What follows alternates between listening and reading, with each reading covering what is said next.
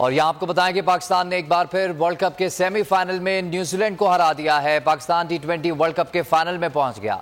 Semifinal में New Zealand को 7 विकेटों से शिकस्त दे दी। ग्रीन शर्ट्स ने 153 रन का हदफ सिर्फ 3 विकेटों के नुकसान पर हासिल कर दिया।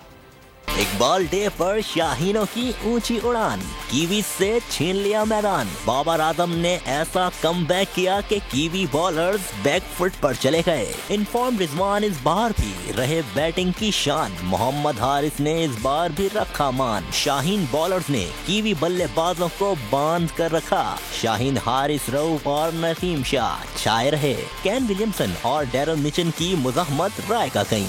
7 विकेटों से कामयाबी के साथ ही पाकिस्तानी ड्रेसिंग रूम में खुशी के शादियाने बजने लगे। फाइनल में पाकिस्तान भारत से टकराएगा या इंग्लैंड से, फैसला कल होने वाले सेमीफाइनल के बाद हो जाएगा। बहुत अच्छी कवरेज की है। ये मार्च की तो जबरदस्त कवरेज थी। बॉल की प्रॉब्लम सबसे बेस्ट थी।